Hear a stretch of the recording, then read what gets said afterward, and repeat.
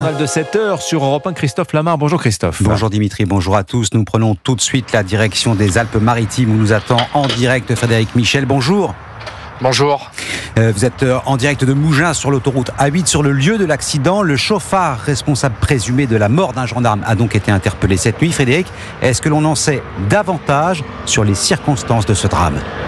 Alors, je suis à l'endroit exact où le gendarme a été mortellement fauché. On est à Mougins, au niveau de l'entrée d'autoroute de l'A8. C'est là qu'hier, les gendarmes avaient établi un contrôle, pas en sortie d'autoroute, mais en entrée. On est dans une zone commerciale. Il y a des magasins partout et une grande 2 voies qui se transforme en 3 voies qui filent vers l'autoroute A8. Et c'est là qu'a eu lieu, vers 20h40, au niveau de l'échangeur de Mougins, le contrôle routier, et une berline noire arrive, force le barrage. À ce moment-là, un gendarme du peloton autoroutier motorisé de Mandelieu est violemment percuté en arrêt cardio-respiratoire. Il décède malgré l'arrivée rapide des secours.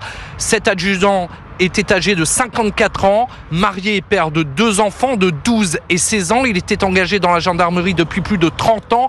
L'annonce du décès de ce gendarme a suscité de nombreuses réactions politiques du chef de l'État, du Premier ministre, des élus locaux, Christian Estrosi, le maire de Nice, Éric Ciotti, député des Alpes-Maritimes. Et vous l'avez dit, l'information de la nuit, c'est que le suspect a été arrêté quelques kilomètres plus loin, dans la ville de Cannes, qui est située non loin du lieu de l'accident.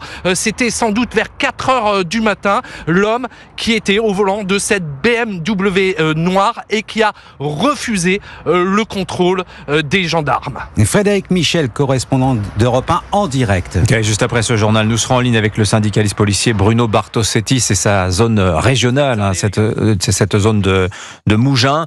On lui demandera s'il a des informations sur le pédigré du chauffard qui a donc été arrêté il y a de cela une bonne heure. 3 jours après l'attaque également de la synagogue de la Grande Motte, 3 personnes sont toujours en garde à vue ce matin. L'auteur des faits présumés, un Algérien de 33 ans en situation régulière en France, et 2 autres suspects. Leur point commun, ils habitent tous 2 le même quartier sensible, celui de Pisevin à Nîmes. Et c'est une information Europe 1. Les enquêteurs pensent que c'est précisément dans cette cité que l'attaque de la synagogue aurait été préparée. Attaque qui a profondément choqué la communauté juive. Des centaines de personnes se sont rassemblées hier soir devant la synagogue pour témoigner leur soutien. Des habitants de la Grande Motte, des voisins et des élus venus dire non à l'antisémitisme. Reportage Stéphane Burgat, correspondant d'Europe 1 dans la région. Un millier de personnes réunies pour entendre le message de détresse d'une communauté. Sabine Atlan, présidente de la synagogue Beth Yaakov. Les mots me manquent pour exprimer et décrire l'état de choc de notre communauté juive grande-mottoise, mais aussi de toutes les communautés juives de France. Nous avons été visés.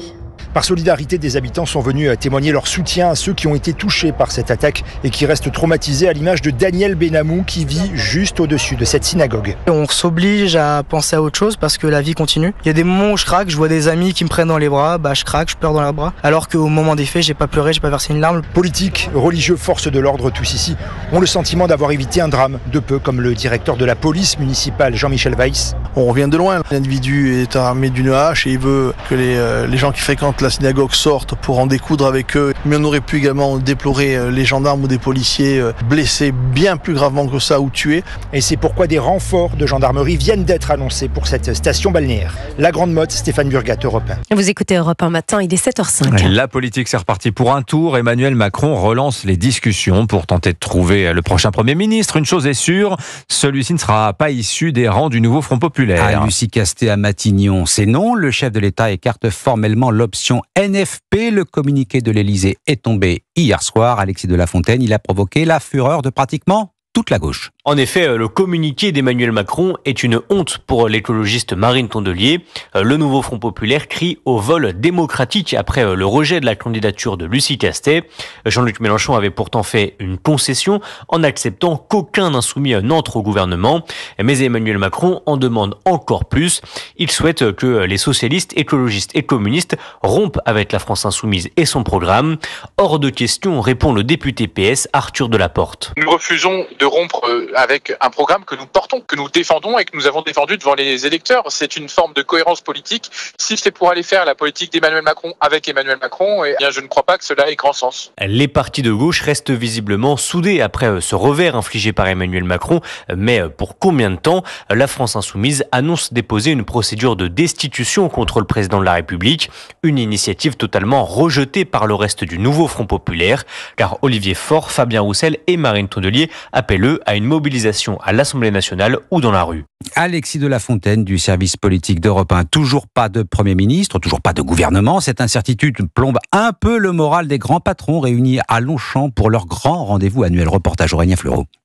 Comme tous les Français, les patrons attendent, ce qui n'empêche pas d'avoir une idée bien précise de ce qu'il ne faudrait surtout pas faire.